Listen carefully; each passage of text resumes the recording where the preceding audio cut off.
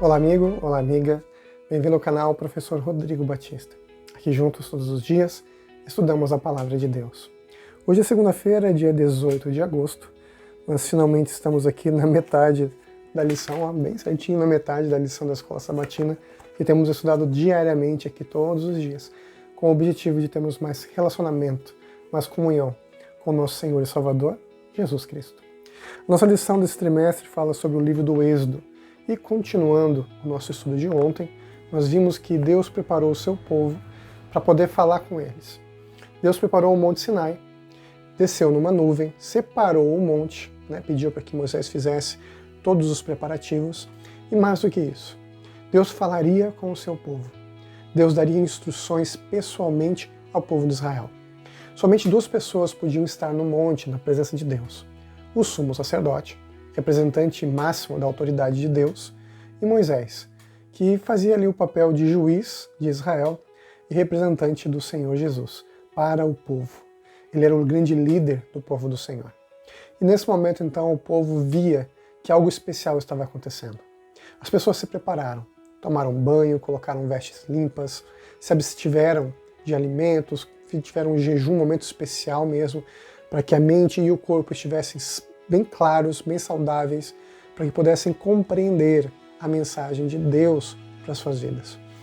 Não era qualquer coisa que estava acontecendo.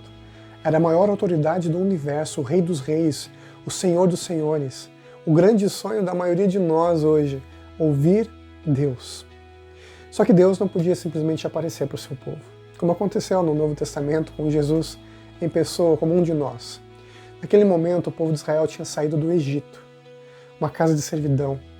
O seu coração era duro, eram pessoas ignorantes. Pensa, ignorância não significa que eram pessoas burras.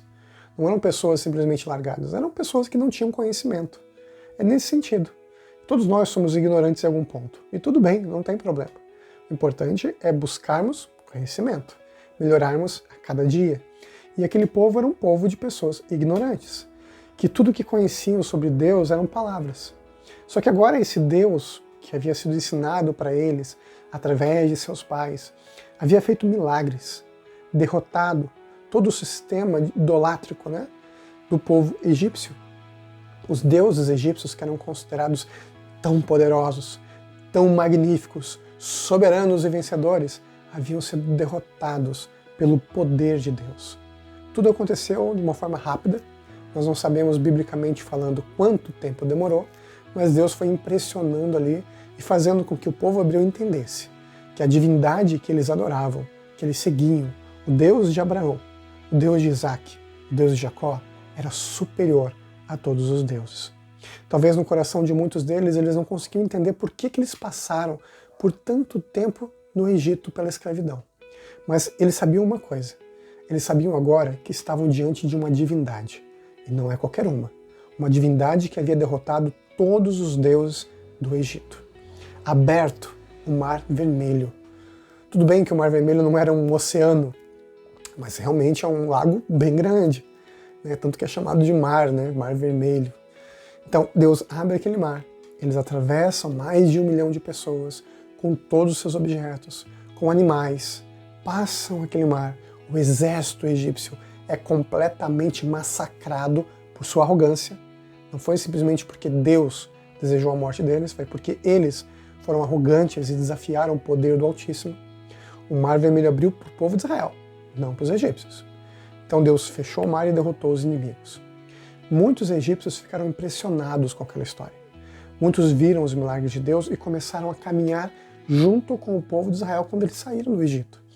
A Bíblia chama isso de um misto de gente, várias pessoas que entenderam que realmente a divindade de Deus era superior. Aquele Deus era maior. E eles começaram a seguir junto com Israel para a terra prometida. Se esse Deus era tão poderoso, e o povo do Egito já era poderoso com seus deuses que agora eles sabiam que eram fracos, imagina o poder e para onde eles seriam levados com esse Deus tão poderoso que estava agora levando o povo hebreu. Então muitas pessoas seguiram junto mesmo. Não, a gente tem que ir porque esse Deus é poderoso e vai dar muito mais do que o Egito pode oferecer para a gente. E começaram a seguir então o povo de Israel. Muitos desses egípcios e misto de gente não tinham a cultura do povo de Deus. Eles não conheciam nada sobre o Senhor, só os milagres que estavam acontecendo. E um pouquinho aqui, um pouquinho ali, do conhecimento que os hebreus podiam passar para eles. E agora, então, 3 meses depois que eles saíram do Egito, Deus prepara um monte, desce numa nuvem e começa então a dialogar, a falar com Moisés e Arão. Até esse momento, o povo viu os milagres. Até esse momento, Moisés e Arão eram as testemunhas de Deus. Eram quem fazia os milagres. Só que agora o próprio Deus, esse Deus poderoso, misterioso, que para eles não tinha forma definida, que não podiam colocar em imagens, embora soubessem que Deus parece sim uma pessoa. Esse conhecimento está lá desde o livro do Gênesis, que Moisés acaba escrevendo depois, né? Esse conhecimento que na verdade era oral e depois passou a ser escrito. O ser humano foi feito à imagem de Deus. Eles sabiam que essa era a sua imagem, era uma pessoa, só que eles não podiam vê-lo, não podiam se aproximar dele, nem tinham ouvido a sua voz, apenas tinham o testemunho de Moisés e Arão. Agora Deus, na sua divindade, desce e começa a falar com aquele povo. Deus começa a falar com Moisés, Deus começa a falar com Arão. Eles ouvem uma voz de trombeta e trovão muito forte, um som poderoso. Todos agora entendiam que estavam diante de Deus. O coração do povo teve medo. E é totalmente natural que eles tivessem medo pelo fato de sermos pessoas pequenas. Mesmo eu e você, que já temos um conhecimento de Deus, que o buscamos todos os dias, se estivéssemos na sua presença, teríamos medo.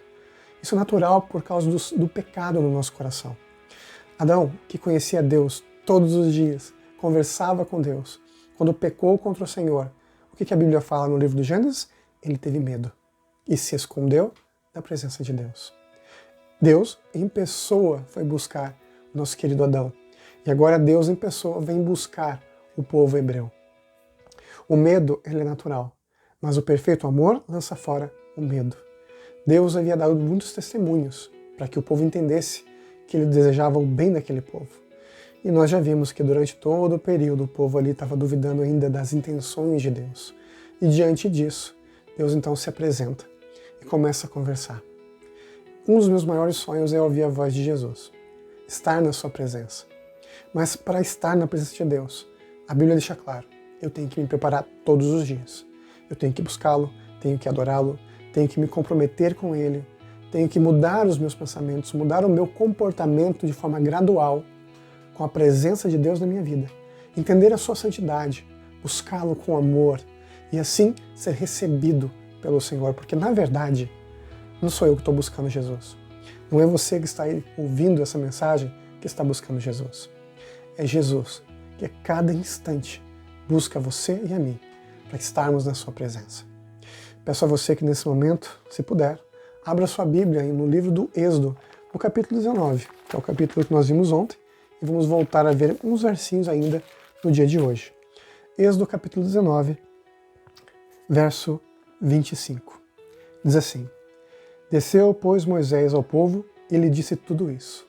Então, tudo que eu disse para vocês aqui foram os testemunhos, as orientações que Deus havia passado para que o povo estivesse na presença de Deus. Que você também possa estar na presença de Deus. Que você também possa ser recebido na casa do Senhor. Mais um conselho que eu te dou hoje: busque uma igreja cristã. Uma igreja que reconhece a autoridade do Senhor, que o ama e o busca e o louva e principalmente tem a palavra de Deus, a Bíblia Sagrada, como base da fé. Vamos juntos orar? Querido Pai que estás nos céus, nos ajude na nossa preparação para estarmos na Tua presença, para Te recebermos com o nosso coração e com nossa alma, e para que nós possamos viver eternamente com o nosso Senhor. Obrigado por Tuas bênçãos, por Jesus. Amém.